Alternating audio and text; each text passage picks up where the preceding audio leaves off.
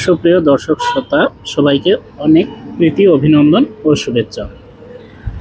দেশ থেকে কিংবা দেশের বাইরে থেকে যে যেখান থেকে এই মুহূর্তে আমাদের প্রোগ্রামটি দেখছেন সবাইকে স্বাগত আমাদের চ্যানেলের ভিডিও দেখার জন্য। আজকে আমরা এই প্রোগ্রামের মধ্যে জানতে চলেছি যে ধানের ব্লাস্ট রোগ দমনের ক্ষেত্রে সিনজেন্টা কোম্পানির ফিলিয়া ব্যবহার করব না সিনজেন্টা কোম্পানির এমিস্টার টপ ব্যবহার করব। পাশাপাশি যে সিনজেন্টা কোম্পানির এমিস্টার টপ এবং ফিলিয়া যে নকল হয়েছে সেটা আমরা কি দেখে বুঝবো যেটা নকল এইটা আসল। তো চলুন কথা না বাড়িয়ে শুরু করা যাক।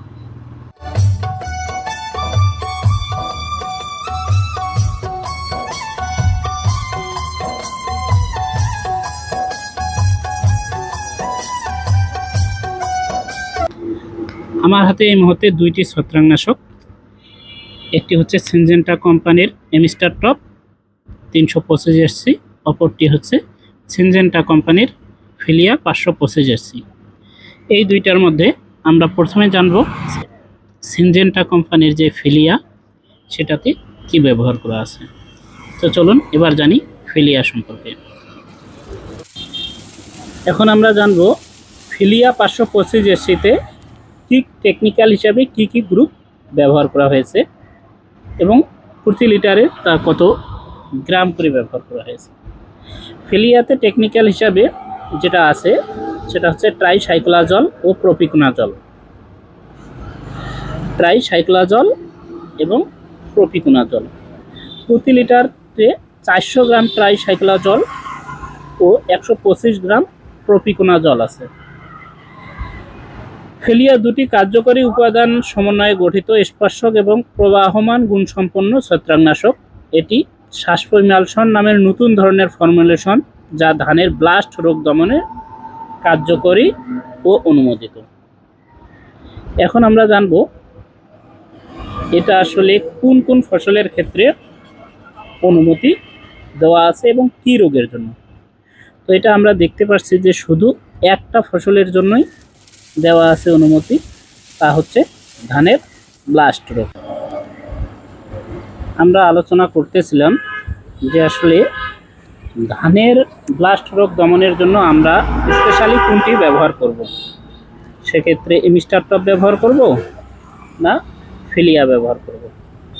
তো এখানে সিনজেন্টা কোম্পানি একটা বিষয় ক্লিয়ার করে দিছে যে তারা ব্লাস্ট রোগ দমনের জন্য স্পেশালি যেই ছত্রাকনাশকটি আনছে বাজারে সেটা হচ্ছে ফিলিয়া। কারণ এটা শুধু অনুমতি ব্লাস্ট রোগের জন্যই। আর ইজেক্সট্রোবিন প্লাস ডাইফেনাকোনাজলের যে এমিস্টার টপ এই এমিস্টার টপটা যে সকল ফসলেরই ব্লাস্ট রোগ কিংবা পচন যে রোগটা পচে যায় এরকম রোগটা সেই ক্ষেত্রেই এটা ব্যবহার করা হচ্ছে। এইখানে একটা বিষয় হচ্ছে ইজেক্সট্রোবিন এবং ডাইফেনাকোনাজল এই ছত্রাকনাশকটি কিন্তু একটি খুবই মূল্যবান ছত্রাকনাশক এবং খুবই কার্যকরী ছত্রাকনাশক। পাশাপাশি ট্রাইসাইক্লোজল ও প্রপিকোনাজল এই দুটাও কিন্তু ছত্রাকনাশকের ক্ষেত্রে খুবই ভালো গ্রুপের, ভালো মানের। তো সেক্ষেত্রে কোনোটাকে আগে রাখে কোনোটাকে পিছিয়ে দেওয়ার কোনো সুযোগ নাই। কিন্তু ধানের ক্ষেত্রে স্পেশালি সেটা হচ্ছে ফিলিয়া। এখানে সিনজেন্টা কোম্পানি বোঝাতে চাচ্ছে যে ফিলিয়াটা শুধু আপনারা ধানের ক্ষেত্রেই ব্যবহার করবেন। যেহেতু আপনারা জানে থাকবেন যে সিনজেন্টা কোম্পানির অনেক ওষুধেই তারা বলে যে আমরা যেটুকু বলতেছি এর চেয়েও ভিতরে কিছু আমাদের দেওয়া থাকে, যেটা হয়তো বা সরকারের অনেক নির্দেশনার বাইরে। সেজন্য তারা এটা এখানে অনুমতির ক্ষেত্রে এটা এইখানে তুলে ধরে না। এটা কতদূর সত্য কতদূর মিথ্যা সেটা আমি যাচাই করিনি, তবে এরকম কথা সিনজেন্টা কোম্পানির যারা প্রতিনিধি আছে তাদের কাছ থেকে শোনা যায়। সেই ক্ষেত্রে এনারা যে ফিলিয়া যেটা যেই সাইটের স্পেশাল সেটাতে সেই ধরনের আরও যে গ্রুপ সেটা কীটনাশক কিংবা আরও যে কেমিক্যাল সেটা ব্যবহার করতে পারে বলে আমি মনে করি। তো সেক্ষেত্রে ধানের ক্ষেত্রে আসলে বলবো যে ফেলিয়াটাই ধানের ব্লাস্ট রোগ দমনের ক্ষেত্রে ফেলিয়াটাই সর্বোচ্চ ভালো হবে। পাশাপাশি আপনারা অনেকেই আবার আছেন যারা এমিস্টার টপের এক প্রকার ভক্ত, এমিস্টার টপ দিয়েই দীর্ঘদিন আসতেছেন। প্লাস হচ্ছে যে এমিস্টার টপ দিলে দেখা যায় যে এর যে শুধু ছত্রাকেই দমন তা না, ছত্রাক কিংবা ব্লাস্ট রোগ দমন তা না, পাশাপাশি দেখা যায় যে এর আসলে আরও বহুবিধি গুণ আপনারা লক্ষ্য করছেন যে এটা দিলে ধান যে আটক হয়ে থাকে সেই ধানটা বাইর হয়, প্লাস ধানের চেহারা অনেকটা পাল্টে যায়। আবার দেখা যায় যে পাতান কম পড়ছে, এই ধরনের অনেকগুলো দানা পুষ্ট হয়, এরকম অনেকগুলো বিষয়ে লক্ষ্য করা যায়। তো সেক্ষেত্রে যারা এমিস্টার টপ আগ থেকে দিয়ে আসতেছেন তাদেরকে আমি আমার কথা বলেই যে ঘুরাতে পারবো এমনটা কিছু না। তবে ধানের ক্ষেত্রে স্পেশালি যেটা কোম্পানি বুঝাইতে চাচ্ছে যে ধানের যে ব্লাস্ট বর্তমান যে রোগটা, ব্লাস্ট রোগের কারণেই যে সমস্যাগুলোর সম্মুখীন হতে হচ্ছে ধানের, সেটার জন্য ফিলিয়া তারা স্পেশালভাবে আনছে বাজারে। তো ধানের ব্লাস্ট রোগ দমনের জন্য সেক্ষেত্রে আমি আমার অ্যানালাইজ থেকে, আমার ছোট্ট অ্যানালাইজ থেকে বলবো যে ফিলিয়াটা ব্যবহার করাই সবচেয়ে ভালো হবে। এখানে আরেকটা বিষয় হচ্ছে আপনারা লক্ষ্য করে থাকবেন যে আসলে সিনজেন্টা যে কোম্পানি আছে সেগুলোর এখন এমিস্টার টপ, ফিলিয়া এটার বহুল প্রচলিত কথা উঠছে যে এগুলো আসলে 2 নাম্বার হয়ে গেছে, কিংবা বাজারে 2 নাম্বার পাওয়া যাচ্ছে। হ্যাঁ, এটা আমিও মানি যে এটা 2 নাম্বার অহরহ বাইর হয়েছে। তো সেক্ষেত্রে 2 নাম্বারটার সাথে যদি কম্পেয়ার করতে যান, এখানে যে এই যে সিনজেন্টা লেখাটা আছে গোল, যে এই যে চিহ্নটা এক পাশে দেখবেন যে তাদের একটা সিনজেন্টা লেখার যে চিহ্ন আছে, এটার লেভেলের সাথে উপরের যে লেভেলটা, যে এর লেভেলের সাথে উপরের যে লেভেল, এটাতে দেখেন কাটা দাগ দেওয়া আছে। এই কাটা দাগের সাথে এই যে কাটা দাগটা চকচকা করে, যে কাটা দাগটা এটার সাথে মিলতে হবে।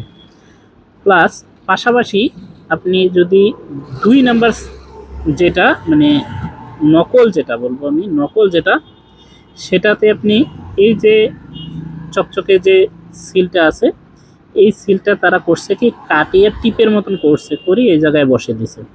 সেক্ষেত্রে এই কাটা উপরে যে কাটা কাটা দাগটা দেখতে পাচ্ছেন, এই যে কাটা কাটা দাগ, এই কাটার সাথে কিন্তু ওইটা মিলবে না। সেম আপনি এমিস্টার টপও এরকমই পেয়ে যাবেন। এই যে এমিস্টার টপে এই যে এইখানে আছে, এইখানে এটা কিন্তু আসলে টিপের মতন দেওয়া নাই, এটা একবারে কোম্পানির লোগো দেওয়া আছে, এবং সিনজেন্টা যে লেখাটা সেটা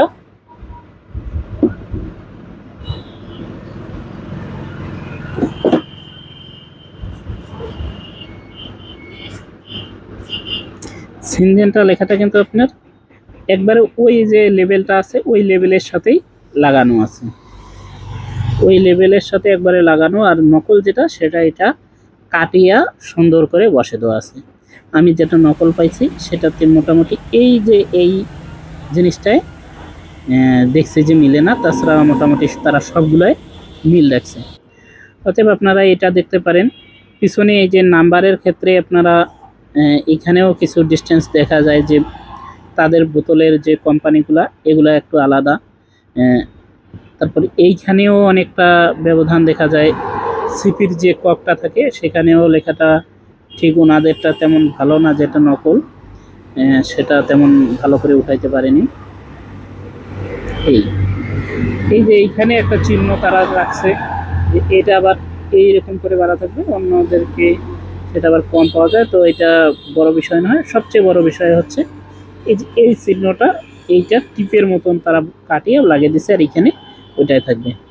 স্বাগতম, কথা আর না বাড়াই, কথা আর বাড়াচ্ছি না, আজকে এ পর্যন্তই। দেখা হবে অন্য কোনো ভিডিওতে, অন্য কথা, অন্য টপিক নিয়ে।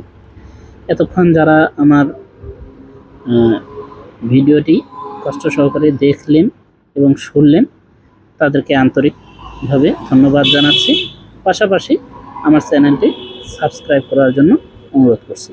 আল্লাহ হাফেজ।